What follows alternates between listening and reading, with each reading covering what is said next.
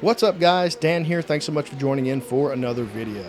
So for sure by this point you have seen a ton of videos and a ton of information on Fanatec's soon to release new ClubSport DD and DD Plus direct drive wheelbases.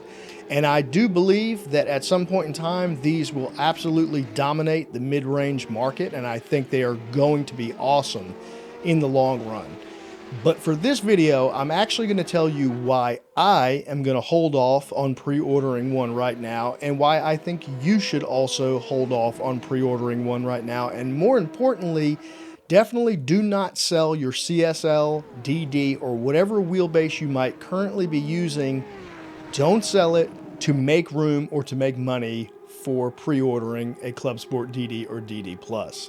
Now, I want to go on record before I get any further in this video saying I am not making this video to say that I think either of these wheelbases will be bad. In fact, I do think that in time the exact opposite of that is going to happen, and they are going to be fantastic wheels and probably great value for the money. But even still, I do not think you should pre-order them and be some of the first people to get these products. And I'm going to tell you why in this video. So the very first thing I want to talk about is history. So believe it or not, history can actually tell us a lot about what may happen in the future with a new product, just simply by going back and seeing what has happened in the past. And Fanatec in specific tends to not have very good releases when it comes to new products. Now again, most of these products that they release do eventually end up being great products. The CSL DD is a great example of this. But when they first came out, they were plagued with a bunch of bugs. And you really do not want to be part of that first life cycle of these products and have to deal with issues, and especially have to deal with Fanatec's customer service. They have extremely bad customer service. Again, I love a lot of their products. I've had a lot of their stuff over the years and I've been very happy with it, but their customer service is absolute crap. Combine that with the fact that almost every time they've released a brand new item to the market, there has been some pretty significant problems, many in which that the customers have to send these products back to them to either get a refund or to get them to fix them. And there's no telling how long you're going to wait to get that product back. So my suggestion is to just wait. Don't be one of the first people to take these products. Let it actually get out into the masses, let it get into the public, and let other people be the guinea pigs and test this stuff out and make sure everything is good to go before you spend your hard-earned money. Now, there is this common thing I see online that people believe that the ClubSport DD and the DD Plus are basically just redressed up CSL DDs. That is actually not the case at all. Actually, Thomas himself at the ADAC sim racing event said that this is a completely new wheelbase inside and out. And it's looking like a pimped up version of the GT DD Pro, but actually it's a complete new product inside and the outside as well. So he said himself, Thomas of Fanatec, said that this is a brand new wheelbase. The software, the mechanics, the exterior, everything is new. So this is not just a carryover or a revision of the CSL DD in its current state, which is a really good wheelbase. It is in fact a brand new piece of hardware. And what we know from looking at the past is that there's probably going to be some bugs initially with it, and you do not want to be the people who have to deal with that. So that's the first thing.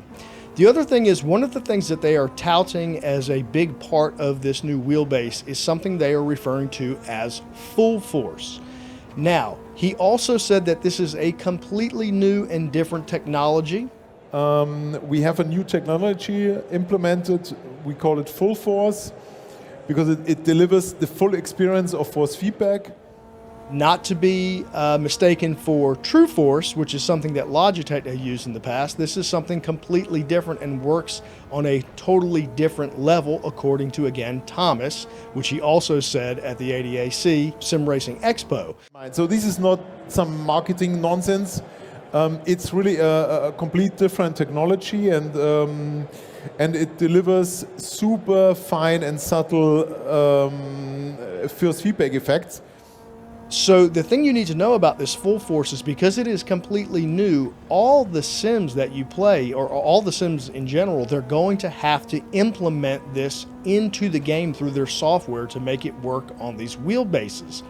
And there's a good chance that it is going to take a long time to actually implement this stuff into these games. And there are some really good chances that it may never be implemented in some games, just like True Force was not ever implemented in some games. So you're paying part of this premium for the full force compatibility of these new wheelbases, and there's a chance that it may take a very long time, and in some cases never even come to the game that you like to play specifically. So you want to give it some time and see if this will actually be compatible with the games you want to play. And of course, I'm hoping myself that it does end up being readily available and works really good and really adds an additional layer of force feedback to the games we love to play. But we just don't know if that's going to be the case at this point. So my recommendation is to not jump in right now and do the pre-orders. Let these wheelbases go out into the public and go through a few product cycles before you jump on board, so that they can work all the bugs out, get all that stuff buttoned up, make sure that the full force technology that they're really touting as being a big part of this wheelbase will actually work with the games you like to play. And then at that point, then pay your hard-earned money for a wheelbase that is already proven. Now, you don't have to follow my advice here. This is just what I'm going to do. I do think this is what most people should do. It's probably the best idea, again, just based on what history tells us about Fanatec. But again, another disclaimer here, I am not saying that I think either of these wheelbases will be bad. I will certainly have one of them, probably the DD Plus, at some point in time in my studio, using it as a regular wheel that I use on my rig. And I am very excited to see what the future holds for both of these wheelbases. And I'm also very excited about this full force technology, but I am absolutely not going to be one of the first people to try it out, because I know what has happened in the past, and I do not want to have to deal with Fanatec's customer service or any of that junk, because it is a royal pain in the ass. But that's my advice. Take it or leave it. I think it's what you should do. But if you enjoyed this video, guys, that's going to be it here. Please click the like and subscribe if you're not. We've got a lot of good videos coming out soon. Some pretty cool reviews on some budget hardware that I've got my hands on, as well as some more expensive hardware. So subscribe if you're not, and I will talk to you guys in the next video. We will see you later.